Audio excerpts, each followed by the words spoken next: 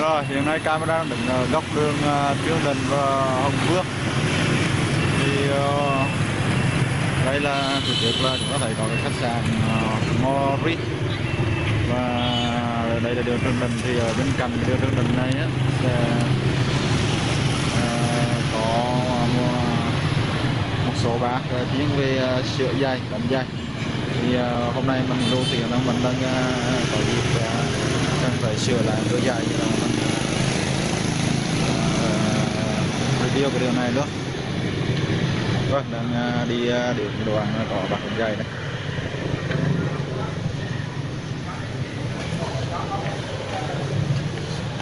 Rồi, chào bạn.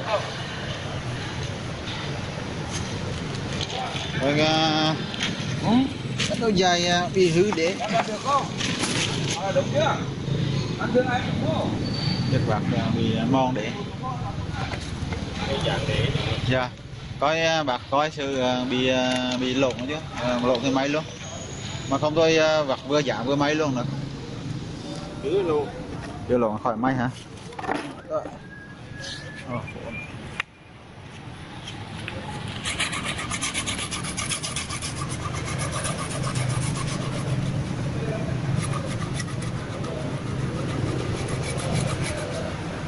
Bác làm sớm đấy. Mới lên. Đây là quá sớm. Được rồi là lên là phải 6:30 nó thầu mà. Nó đồng lên nó làm ăn phải cho đôi chứ mà giờ ngày mốt. Mình vẫn làm tự gió. Yeah. Làm có ăn, có làm thì nổi.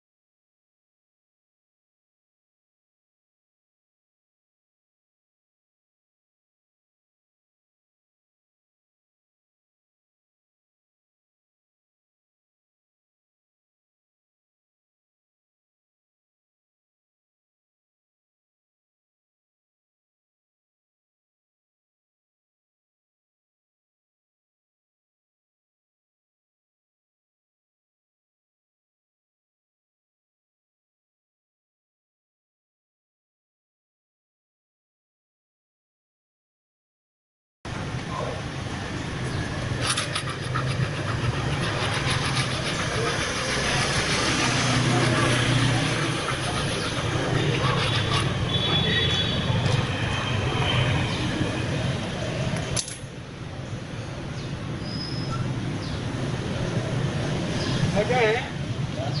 Đây có mua sớm đó. Đây gặp chạm bệnh viện á. Gặp chạm bác sữa cho mình nhá. Quá được sữa một tuần lên.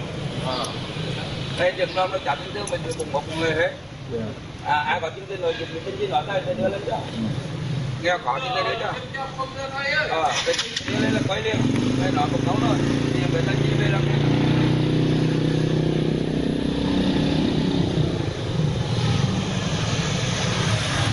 Rồi đóng nghỉ chưa? Đấy. Đóng nghỉ chưa? Để số điện thoại đó nó liên hệ với thay thế. Không đi. Mỹ đi được ạ. Mỹ chưa với chứ con đi được. chả tú khỏe.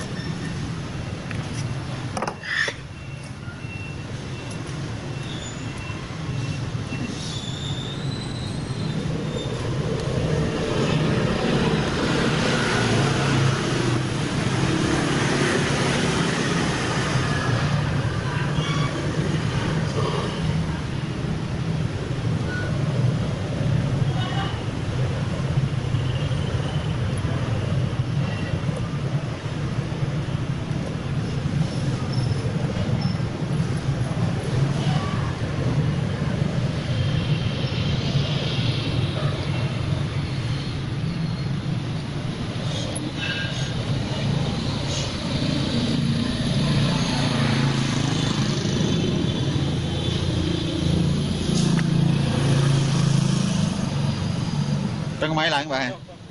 Thì ok thôi mà. Trên này ok đi. Đúng không? Đẹp kéo cực kỳ tốt. Dạ. Để anh dòm lên chị.